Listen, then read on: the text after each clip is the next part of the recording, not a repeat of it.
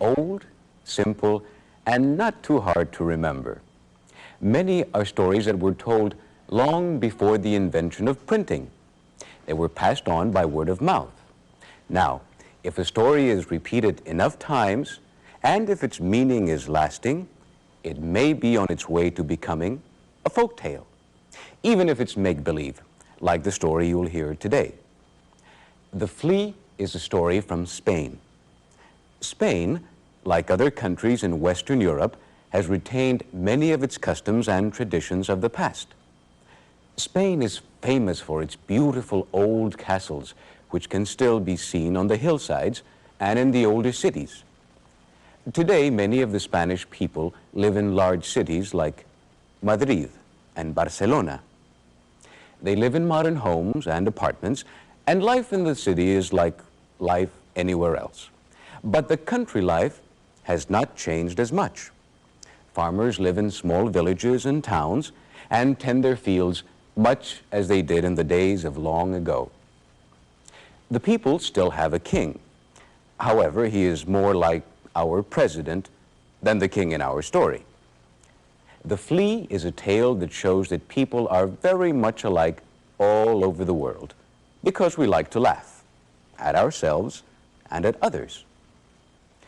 We cook up explanations for things we don't really understand, and sometimes we just make talk about our everyday lives.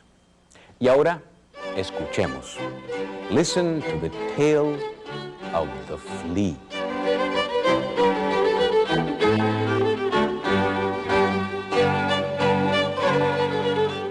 Había una vez un rey en España. There was once a king of Spain who loved riddles. It just delighted him to ask one that no one could answer. So, of course, he spent many hours thinking of new riddles. One day, as the king was being dressed by his servants, a flea jumped from one of the pages onto the king. The king snapped it up in his fingers and called for his chamberlain. "Chamberlain, what is this?" demanded the king. The chamberlain was very embarrassed when he saw what was in the king's hand. "Oh dear, it's a flea," he said in a low voice. "A flea?" said the king. "Does the king of Spain have fleas?" Oh, no, your highness. I must be mistaken. That cannot be a flea," begged the chamberlain. "Of course it's a flea," shouted the king. "But because it has landed on me, it is a royal flea. Now, I wonder what I should do with it." The poor chamberlain shrugged his shoulders as the king pondered over the flea. At last, the king said, "I know. We shall put this flea in a cage worthy of a royal flea, and we shall feed it royal food. I want this flea to grow as big as a cat. No, let me see, bigger than that, as big as a goat. No, even bigger than that.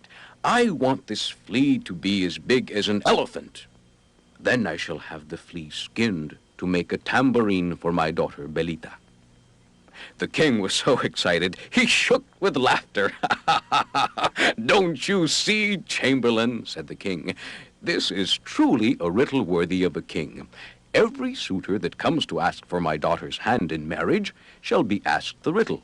The one who answers it correctly shall marry my daughter. And I think I shall name this flea Felipa." The chamberlain looked at the little flea and wondered to himself if the king had gone mad. Every day for the next 6 months, the king visited Felipa to check on her progress.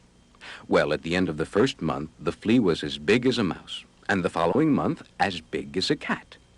By the 6th month, she was as big as a goat, and the king could wait no longer. He ordered that the flea's skin be made into a tambourine. Then he had the royal dance instructor teach Belita to dance with her tambourine. And the king composed a riddle. It went like this. "Belita, Felipa, they look so well together.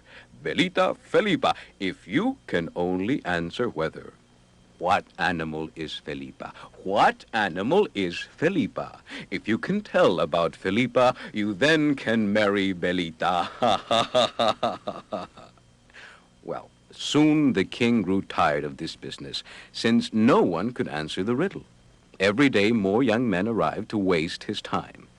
So the king commanded that any suitor who could not guess the riddle would have his head cut off.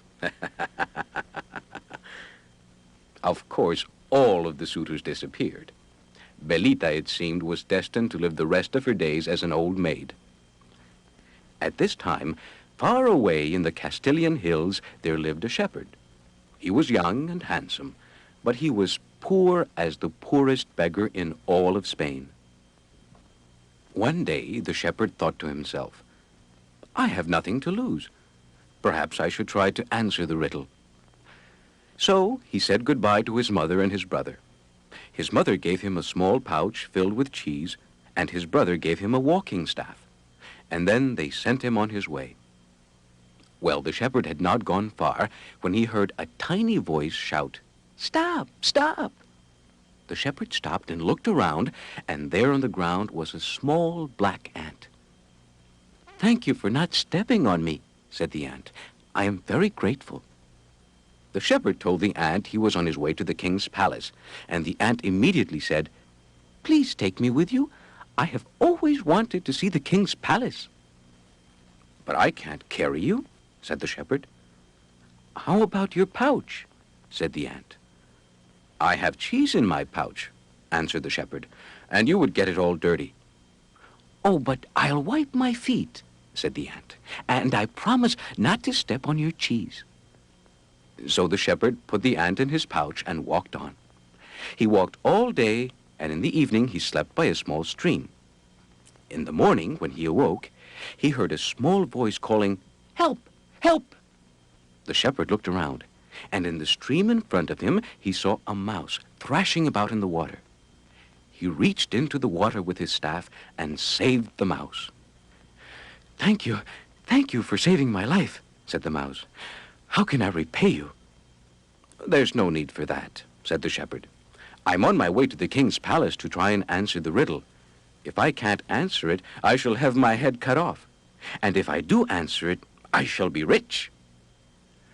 "Well then," said the mouse, "can you take me with you to the palace?" "But I have no place to hide you," replied the shepherd. "You have a pouch," said the mouse. "But I have my breakfast inside the pouch.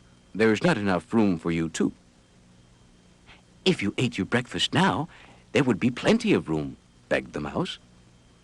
It was true, and the shepherd was hungry. So he took out the cheese and gave a small piece to the mouse and a smaller piece to the ant. And after they ate, they continued on their way. When the shepherd arrived at the palace, he became frightened, so he sat under a tree to try to regain his courage. "What's wrong?" asked the mouse. "The thought of losing my head is not very pleasant," said the shepherd.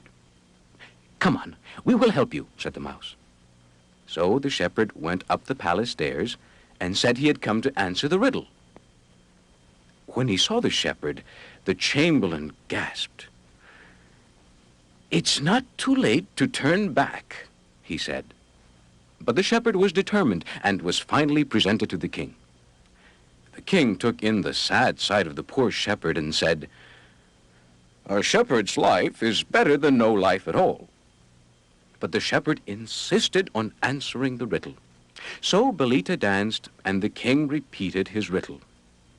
"What animal is Felipa? What animal is Felipa? If you can tell about Felipa, you then may marry Belita." When the dance was over, the shepherd studied the tambourine carefully and knew right away it was not the skin of a sheep. "Can you guess what it is?" said the ant. "No, I can't," replied the shepherd sadly. "Quickly, let me out of the pouch. Maybe I can help," said the ant. The shepherd took the ant out of his pouch, and the ant crawled all over the tambourine. "There is no mistaking it," said the ant softly. "It is a flea." "Are you sure?" said the shepherd. "Absolutely," replied the ant. "Oh, stop muttering to yourself," said the king. "Quickly, answer the question." "Felipa is a flea," said the shepherd. Oh, the court was all in a flutter. "I can't marry a poor shepherd," cried Belita. "And you certainly shall not," said the king. "But you gave your word," said the shepherd. "It's just that you are so poor," said the king. "How could you possibly care for my daughter? Instead, I will grant anything you wish. Just name it, and it's yours." "Ask him to fill your pouch with gold," whispered the mouse. "Well, then, I would like to have my pouch filled with gold," said the shepherd. "That's easy enough," said the king. "Quickly, bring some gold," he commanded. The chamberlain arrived with the gold, but the mouse had gnawed a hole in the bottom of the pouch, and the gold poured right through.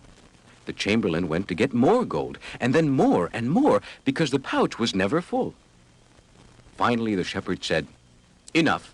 Now I am a rich man. I can support your daughter in any manner she wishes." And so it was the shepherd married a princess and lived a long, comfortable life. The mouse and the ant lived happily too, for the shepherd never forgot how they had helped him.